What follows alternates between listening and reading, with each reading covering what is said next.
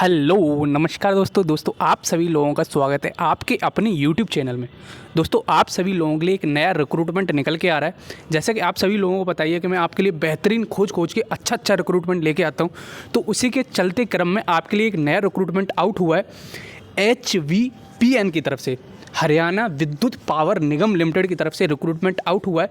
Permanent job होने वाली है, कोई लूप होल नहीं है इसमें। डिटेल से डिस्कस करेंगे किस बेसिस पर सिलेक्शन होने वाला है, क्या एलिजिबिलिटी क्राइटेरिया है, कौन सी ब्रांच एलिजिबल है, क्या आपका पूरा क्राइटेरिया लगेगा, एज क्राइटेरिया क्या है, सब कुछ डिटेल में डिस्कस करेंगे। थोड़ा सा टाइम निकाल के ध्यान से देखते रहना, ठीक है। और लास्ट में मैं आपको एक इंपॉर्टेंट बात भी बताऊँगा, तो वो भी देख सकते हो अगर आप इंटरेस्टेड हो, ठीक है। उससे पहले दोस्तों अगर आपने टेलीग्राम चैनल ज्वाइन नहीं किया है तो जल्दी से जाकर टेलीग्राम ज्वाइन कर लो। वहाँ पर मैं आपको नोट्स वगैरह भी प्रोवाइड करता रहता हूँ किस चीज़ के, जैसे एविएशन टेक्नोलॉजी की आपकी वैकेंसीज आउट हुई हैं, जो मैंने पिछली वीडियो डाली थी। किसी ने अगर नहीं देखी है तो जाके देख लो, एविएशन में आपकी वैकेंसीज आउट हुई हैं। AAI ATC के लिए भी मैं नोट्स प्रोवाइड करूँगा, तो जाके ज्वाइन कर सकते हो, ठीक है। चलो अब इसमें पर्टिकुलर रिक्रूटमेंट की बात करूँ तो दोस्त HVPN हरियाणा विद्युत पावर निगम लिमिटेड की तरफ से वैकेंसीज आउट हुई हैं।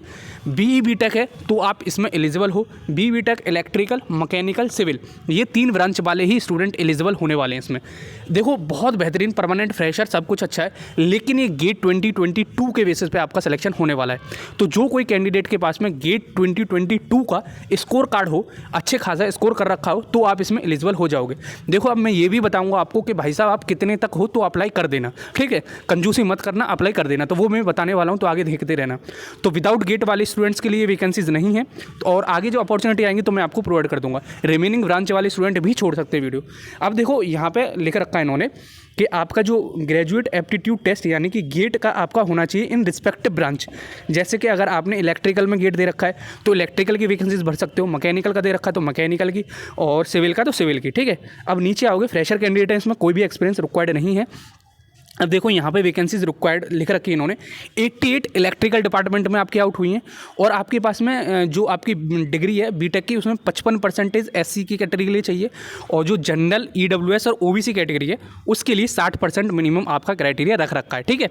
और पे स्केल तो बहुत बेहतरीन है, लेवल 9 है, क्योंकि देखो गेट के थ्रू हो रहा है तो पे के बारे में तो सोचना ही नहीं है, अच्छा खासी सैलरी मिलने वाली है। अब मैं इलेक्ट्रिकल की बात करूँ तो उसके बाद मैकेनिकल की 41 वैकेंसीज हैं आपकी, वही सेम क्राइटेरिया है, सेम आपका पे लेवल है, सेम एज बार होने वाला है। फिर सिविल की 14 वैकेंसीज हैं, ठीक है। तो ऐसे करके टोटल आपकी पूरा क्राइटेरिया डिस्ट्रीब्यूशन इन्होंने कर रखा है कि इतनी वैकेंसीज इसमें इतनी होने वाली हैं। सिविल में भी वही क्राइटेरिया आपका कि इतने परसेंटेज होने चाहिए, वही पे लेवल है आपका। अब देखो आप नीचे आओगे तो यहाँ पे इन्होंने और भी मेंशन कर रखा है कि आपकी कैटेगरी वाइज कि कौन सी कैटेगरी में कितनी है, अनरिजर्व्ड में कितनी है, EWS में कितनी है, हरियाणा स्पेसिफिक कितनी है, सब कुछ यहाँ दे रखा है। अगर देखो आप आउटर स्टेट से हो, जैसे हरियाणा को छोड़ के, तो भी आप भर सकते हो। ऐसा नहीं है कि केवल हरियाणा वाले स्टूडेंट ही भर सकते हैं, ऑल ओवर इंडिया से लोग हो तो आप एलिजिबल हो इसमें। बस आपको जो रिजर्वेशन वाला क्राइटेरिया है वो केवल हरियाणा के कैंडिडेट को ही मिलेगा।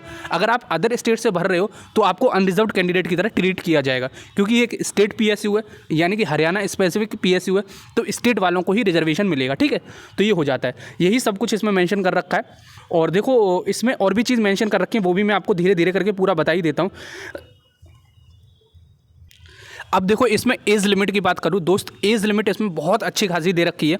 30 साल से लेके 20 ईयर से लेके 42 एज तक अगर आपकी कोई भी एज क्राइटेरिया है तो आप भर सकते हो अनरिजर्व्ड EWS OBC में, और सॉरी अनरिजर्व्ड और EWS में।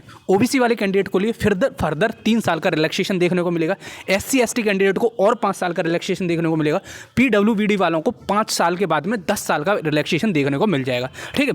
तो ये आपका एज लिमिट बहुत अच्छा खासा दे रखा है। बहुत अच्छी न्यूज़ है ये वाली, क्योंकि बहुत सारे कैंडिडेट की एज निकल जाती है 30 के बाद में, तो इसमें वो पर्टिकुलर रिक्रूटमेंट में एलिजिबल हो जाएंगे। देखो गेट तो एक वन स्टॉप सॉल्यूशन है भाई साहब, एक बार अगर आप निकाल लो जिंदगी भर बैठ के मौज मारो, ये वो वाली बात हो जाती है। अब देखो और नीचे आओगे तो यहाँ पे दे रखा है student appearing in final year. देखो यहाँ पे लिख रखा है जो भी कैंडिडेट फाइनल ईयर में है वो वाले स्टूडेंट ही एलिजिबल है, जिसकी डिग्री यहाँ पे लिख रखा है the candidate should appearing in the final year final semester having essential qualification as on 23/1/2023। जिसके पास में आपकी डिग्री होगी 23/1/2023 तक, वो ही एलिजिबल होने वाले हैं। तो मेरे हिसाब से भाई साहब फाइनल ईयर वाला तो एलिजिबल नहीं है, पता नहीं क्यों ही लिख रखा है, ठीक है। तो ये सब हो जाता है। सिलेक्शन प्रोसीजर जैसे कि मैंने पहले ही बताया गेट के बेसिस पर होने वाला है। उसके बाद में आपका जो इंटरव्यू कंडक्ट कराया जाएगा, देखो यहाँ लिख रखा है candidate have acquired essential qualification for GATE, जो भी कंडक्ट कराया गया था लास्ट टाइम, ठीक है। उसी के बेसिस पर डायरेक्ट आपका सिलेक्शन कर लिया जाएगा, ठीक है। इसमें इंटरव्यू का नहीं लिख रखा है, तो यानी कि आपका डायरेक्टली गेट के बेसिस पे आपका सिलेक्शन हो जाएगा। ठीक है, तो ये सब कुछ मेंशन कर रखा है। देखो ये लिख रखा है 80% आपका गेट का स्कोर होगा और बचा कुचा 20% आपका socio economic criteria and experience पर डिपेंडेंट होगा। 80% जैसे कि जितने भी आपके मार्क्स आएंगे गेट में उसका 80% वेटेज कर दिया जाएगा। 20% वेटेज जैसे जो भी सोशल क्राइटेरिया आपका EWS SC ST और आपका OBC उस क्राइटेरिया पे, या फिर अगर आपके पास में एक्सपीरियंस है तो उसको भी प्रेफरेंस दे दी जाएगी। ठीक है, यहाँ लिख रखा है, आप क्राइटेरिया देख लेना कैसे कैसे मार्क्स मिलने वाले हैं। गेट 2021 या फिर उससे पहले वो वैलिड नहीं है, केवल और केवल गेट 2022 के बेसिस पे ही निकला है। ठीक है, तो गेट 2022 के बेसिस पे ही आपका सिलेक्शन होने वाला है। अगर आप सोचो यार मेरे 2021 में बहुत अच्छे मार्क्स थे तो मैं भर सकता हूँ, ना दोस्त ना, आप बिल्कुल कतई नहीं भर सकते हो। आँख उठाकर भी मत देख लेना, वहाँ से डंडा मार के भगा दिया जाएगा।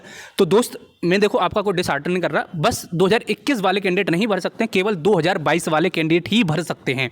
ठीक है, अब फीस की बात कर लेते हैं। लूटने वाली व्यवस्था कि भाई साहब इन्होंने कितना लूटपाट मचा रखी है। मेल हो कैंडिडेट हो, जनरल कैटेगरी में हो और नॉन सर्विसिंग हरियाणा में किसी में जॉब नहीं करते हो तो भाई साहब 500 रुपये दे देना चुपचाप बिना किसी से पूछे। और फीमेल कैंडिडेट हो, अनरिजर्व्ड कैटेगरी में आते हो तो 125 आप भी चुपचाप दे देना। अगर मेल कैंडिडेट हो और इन कैटेगरीज में आते हो और हरियाणा के हो केवल तो 125 रुपये देने पड़ेंगे। फॉर ऑल अदर जो भी बच गए कैंडिडेट हरियाणा के अलावा या हरियाणा में जो PWBD वाले कैंडिडेट बच गए उनको कोई पैसा देने की ज़रूरत नहीं है। यानी कि अगर आप हरियाणा से बाहर के हो या फिर अगर अनरिजर्व्ड कैटेगरी में हरियाणा में ही बिलोंग करते हो तो 500 रुपये पे करने पड़ेंगे। और यहाँ पे लिख रखा फीमेल कैंडिडेट हो और अदर किसी स्टेट से for female candidate of all reserved हो चाहे अनरिजर्व्ड हो उनको 125 रुपये, यानी कि फीमेल को 125 रुपये देने पड़ेंगे। ठीक है, तो थोड़ा सा रिलैक्सेशन कर रखा है फीमेल्स के लिए। मेल कैंडिडेट के लिए भाई साहब आपको 125 अगर आप हरियाणा को और इन कैटेगरीज में बिलोंग करते हो। ठीक है, तो आई थिंक आपको समझ में आ गया। और भरना कैसे वो मैं नहीं बताऊंगा, आप भर लोगे। 23/1/2023 इसकी लास्ट डेट होने वाली है, तो उससे पहले मेक श्योर आप ज़रूर भर देना। फिर मत कहना कि भाई साहब मेरा फॉर्म रह गया। 23/1/2023 से पहले मिडनाइट से पहले ये फॉर्म बंद हो जाएगा, तो उससे पहले ज़रूर फॉर्म फिल कर देना जो कोई भी एलिजिबल कैंडिडेट है। ठीक है, और अप्लाई कैसे करना है यार, साइट पर मैं साइट मेंशन कर दूंगा डिस्क्रिप्शन बॉक्स में, तो वहाँ डायरेक्टली जाके उस लिंक पर क्लिक करके आप एप्लीकेशन फॉर्म भर सकते हो। और भरने से पहले एक बार पढ़ जरूर लेना। 23/12/2023 से स्टार्ट होगा, यानी कि अभी स्टार्ट नहीं हुआ है। जैसे स्टार्ट हो जाएगा लिंक मैं डिस्क्रिप्शन में प्रोवाइड कर दूंगा, तो वहाँ पर क्लिक करके आप डायरेक्टली उस पर रीडायरेक्ट हो जाओगे। और अप्लाई करने के लिए देखो क्या क्या भरना पड़ेगा आपको। डॉक्यूमेंट्स कुछ मेंशन कर रखे हैं इसमें, तो वो सारे डॉक्यूमेंट्स आपको रखने हैं। At the time of document verification आपका सब चेक किया जाएगा। ठीक है, अभी कुछ आपसे डेटा नहीं मांगेगा, लेकिन यहाँ पर मेंशन कर रखा है, वो आप देख लेना। ठीक है, तो आई थिंक आपको सब कुछ समझ में आ गया। इंपॉर्टेंट डेट्स के बारे में बात कर लेता हूँ। वैसे मैंने बता दिया आपको 23/1/2023 से पहले ज़रूर फॉर्म फिल कर देना। ठीक है, तो और कुछ यहाँ पे मेंशन कर रखा है।